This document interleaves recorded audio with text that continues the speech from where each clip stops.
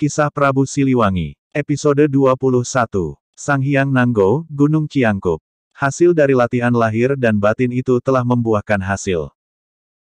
Kekuatan Prabu Anom Walangsungsang meningkat berlipat-lipat dibanding saat ia meninggalkan Keraton Pakuan. Hal ini ditunjukkan bagaimana tidak pernah lelahnya ia meneruskan perjalanan, meneruskan mencari guru sejati sesuai dengan petunjuk Eyang Danuwarsih. Di sebuah saung yang tak terawat, Prabu Anom Walangsungsang sejenak beristirahat.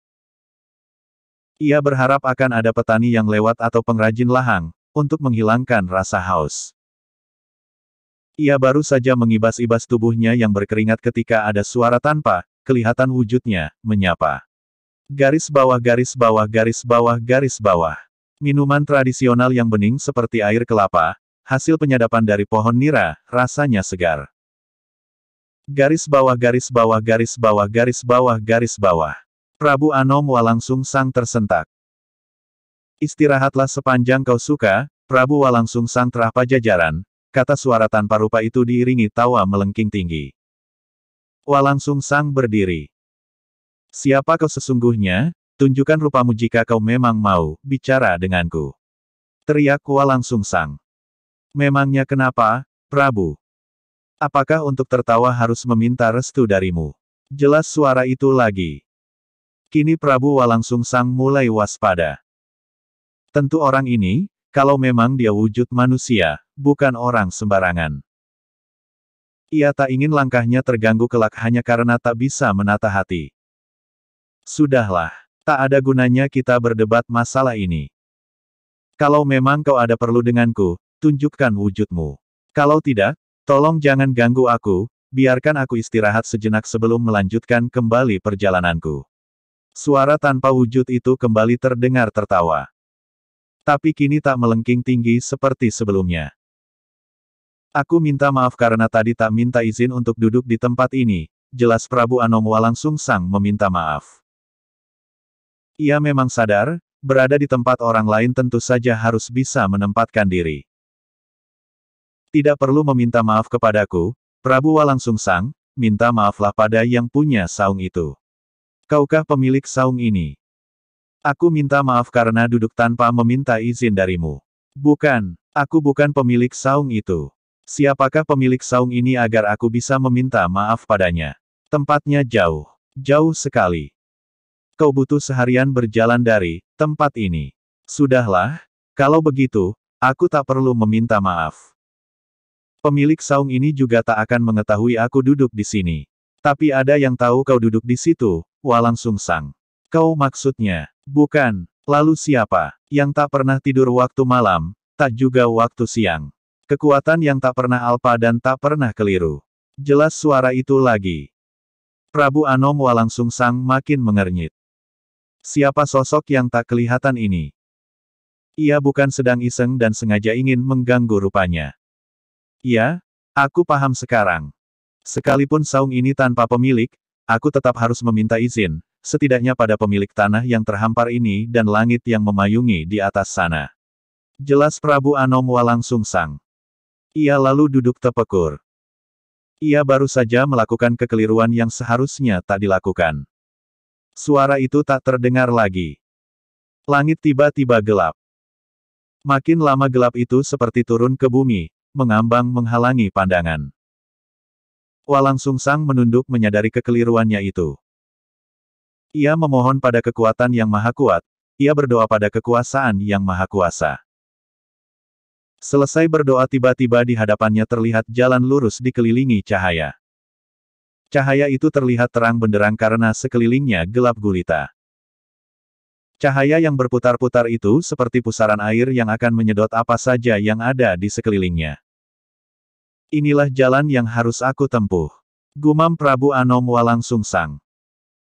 Cahaya putih terang benderang itu berhenti berputar dan awan hitam di sekelilingnya seperti menyingkir. Kini langit kembali cerah, dan kejadian menakjubkan terhampar di hadapannya.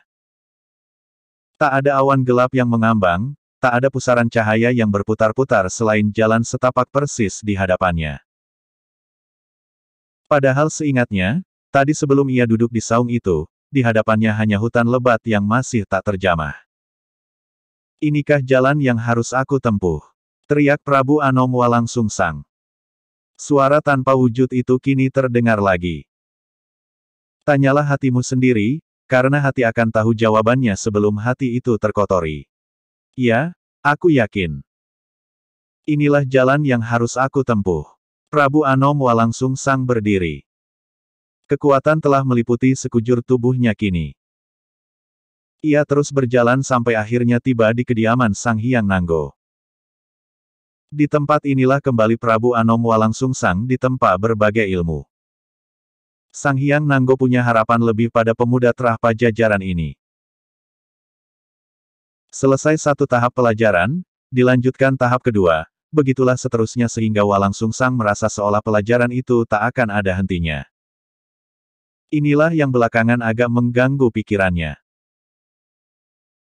Untuk mempelajari ilmu Islam dan bertemu dengan guru sejati, jelas Sang Hyang Nanggo yang bermukim di Gunung Ciangkup itu menjawab rasa kepenasaran muridnya. Sesungguhnya tidak mudah, Nak.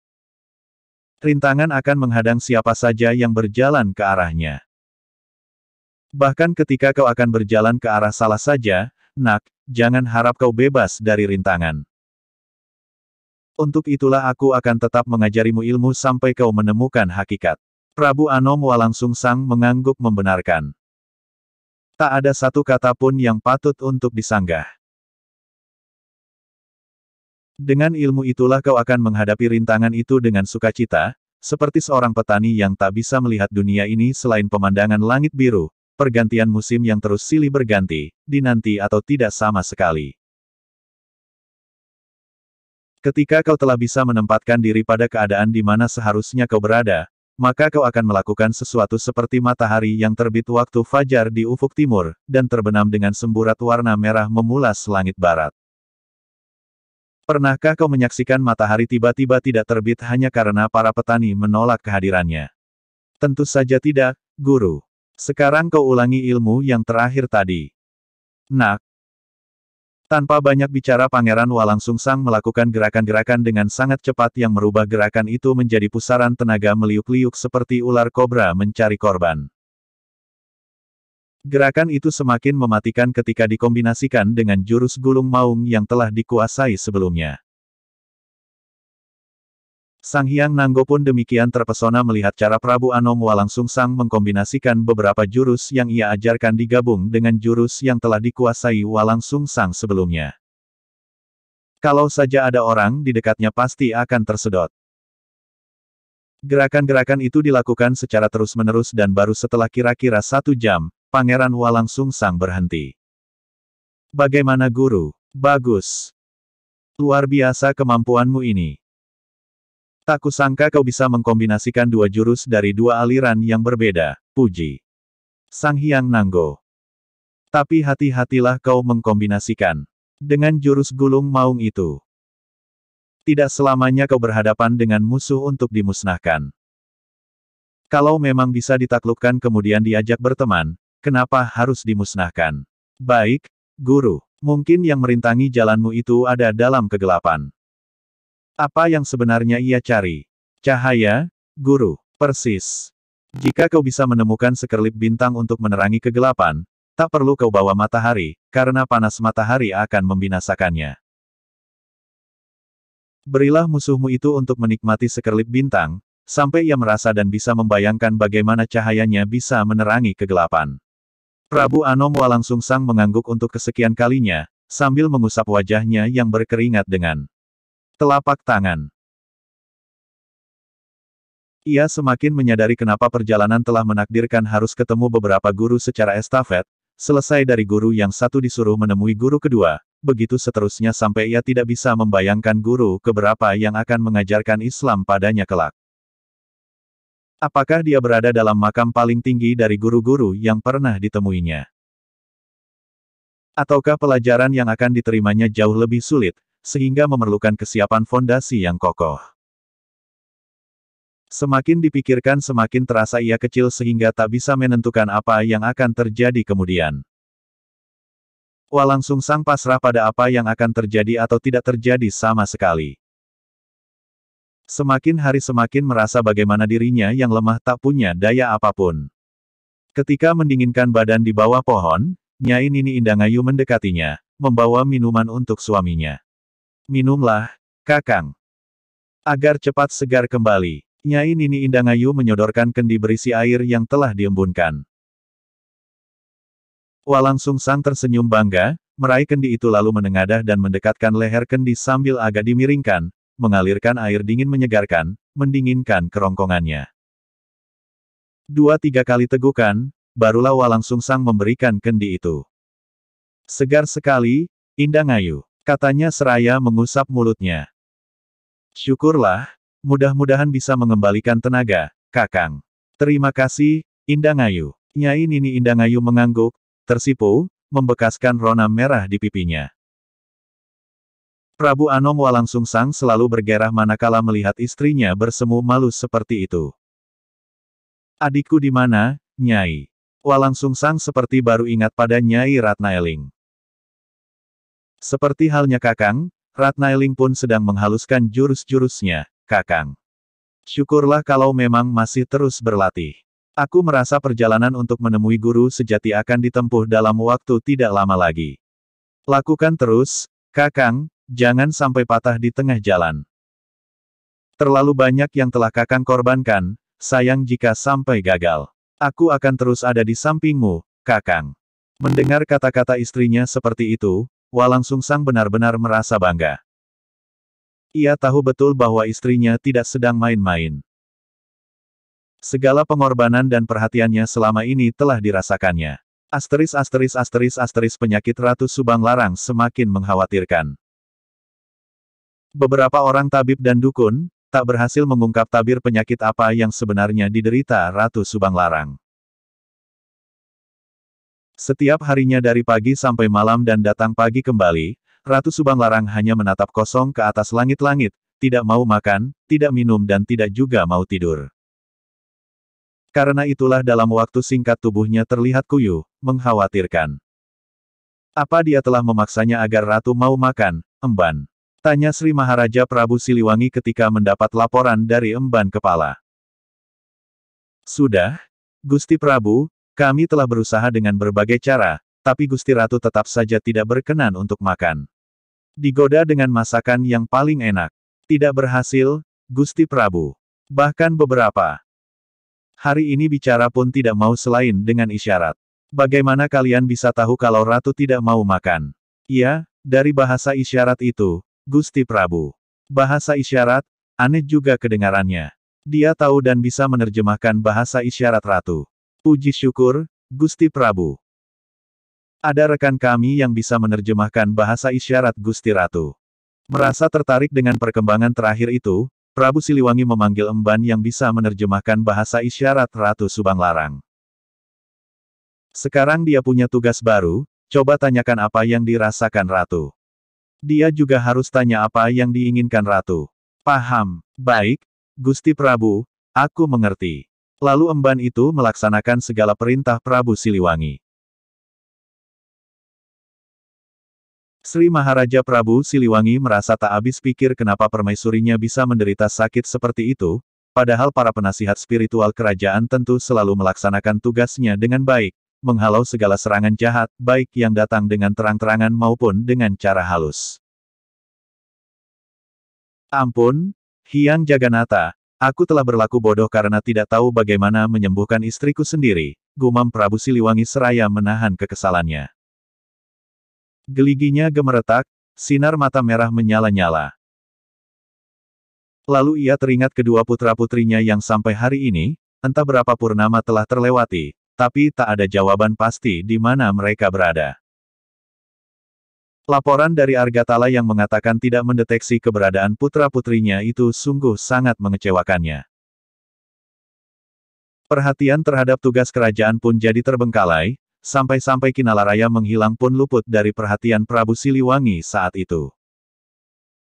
Belakangan Mahaprabu pun sulit untuk bisa berkonsentrasi, memusatkan hati dan pikirannya. Antara sakit permaisuri dengan kehilangan putra-putrinya, Prabu Siliwangi mulai melihat keterkaitannya. Terdorong rasa penasaran, maka dibantu Emban yang bisa menerjemahkan bahasa isyarat Ratu Subang Larang, ia menemuinya. Ia menjelaskan bahwa dirinya menduga sakitnya Ratu Subanglarang karena tekanan batin dan bukan sakit karena kiriman orang.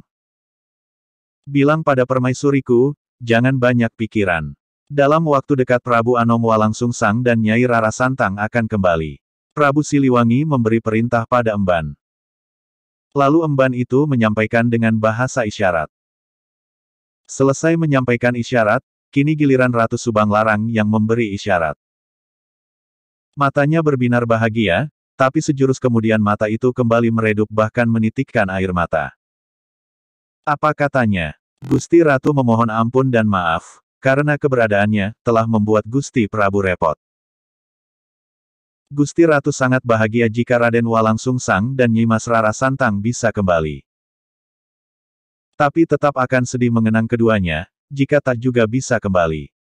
Jawaban itu cukup menguatkan dugaan Prabu Siliwangi tentang sakit istrinya. Sekalipun diyakini menderita tekanan batin, tapi upaya mengundang beberapa tabib masih terus dilakukan. Menyebar pengumuman pun tak juga dihentikan. Tentu saja Prabu Siliwangi akan menempuh cara apapun untuk kesembuhan permaisurinya itu. Selesai bercakap-cakap dengan Ratu Subanglarang melalui bantuan seorang emban, Sri Maharaja Prabu Siliwangi melanjutkan semedinya dan meminta jangan diganggu sampai selesai. Saat melakukan semedi itulah secara tiba-tiba petir menyambar diikuti dengan suara menggelegar. Kilatan petir itu bahkan menyisakan bau hangus, entah dari mana sumbernya. Tapi Prabu Siliwangi sama sekali tidak terganggu, bahkan dengan gelegar petir lebih besar dari itu sekalipun. Garis bawah ilmu Kidang Kancana salah satu ilmu yang membuat orang bisa berjalan cepat secepat larinya Kijang garis bawah. Bersambung episode 22.